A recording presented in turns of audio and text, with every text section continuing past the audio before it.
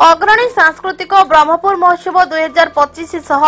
14तम जातीय ओडिशा स्वाभिमान सम्मेलन आसंता फेब्रुआरी 1 रु 6 तारिख पर्यंत स्थानीय इंजीनियरिंग स्कूल खेल पड़ियाଠାରେ अनुष्ठित होइबो।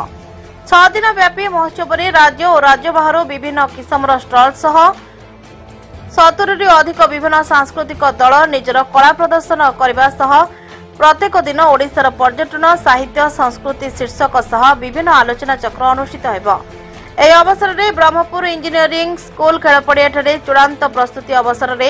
ସାମ୍ବାଦିକ ସମ୍ମିଳନୀରେ ଆୟୋଜକ ତଥା ମହାନ ସଂଘ ସଭାପତି ଶ୍ରୀ ସୁଶାନ୍ତ କୁମାର ସାବତ ସୂଚନା ଦେଇଛନ୍ତି। ଏହି ଅବସରରେ ସଭାପତି ଶ୍ରୀ ସୁଶାନ୍ତ କୁମାର ସାବତଙ୍କ ସମେତ ସାଧାରଣ ସମ୍ପାଦକ ଶ୍ରୀ ଇଞ୍ଜିନିୟର ପ୍ରଶାନ୍ତ କୁମାର ପାତ୍ର, ମହୋତ୍ସବ ସମ୍ପାଦକ ଶ୍ରୀ ଗୋପାଳ ପଟ୍ଟନାୟକ, ପ୍ରକାଶ ଭାଜନୀ, ସଞ୍ଜୟ ମାଝୀ, ରେସ୍ରାମ୍ପ marketing event MD Shri Ravishankar, Vibhishan Mallick, Tapan Panda, Shrimati Nivedita Padhi, Shrimati Sadhana Padhi, Ritanjali Swain, Meena Das, Anil Patra, Anant प्रधान, मनोरंजन पाढ़ी, पंडित शुभम पंडा प्रमुखों समेत बहु सदस्य अंशग्रहण करथिले। ब्रह्मपुर महोत्सव 25 आयोजन से अवसर आम आज सामाजिक सम्मेलन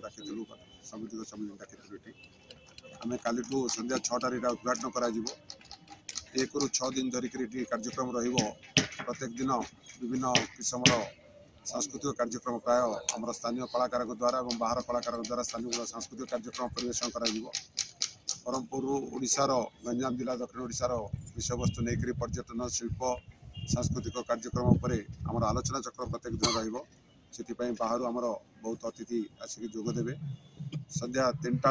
टू राति 10टा पर्यंत दर्शक प्रदर्शनी पड़िया खोला निःशुल्क भाव आसिक दर्शक देखिपारे और विशेषकर 5टा रु आम सांस्कृतिक कार्यक्रम राति 10टा पर्यटन मझे 6टा रु गोटे 7टा आम आलोचना चक्र रखू आउ विशेषकर आम आशा करवा समस्त सहयोग ब्रह्मपुर महोत्सव 25 सफल हो पार जेहेतु बहु विभिन्न कोण लोक आसवा देखापी आम पुलिस प्रशासनिक समस्त सहयोग सफल करने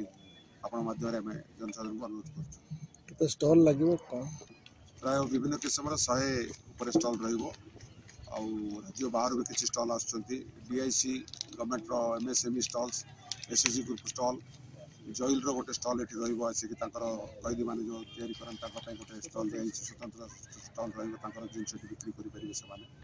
विभिन्न प्रांतर आम लोक निमंत्रण कर बैंक भी बैंक सेक्टर रही सहयोग स्टॉल सब प्राय 100 खोल जाए। ब्रह्मपुर शिवनारायण पंडा रिपोर्ट चेतना मीडिया।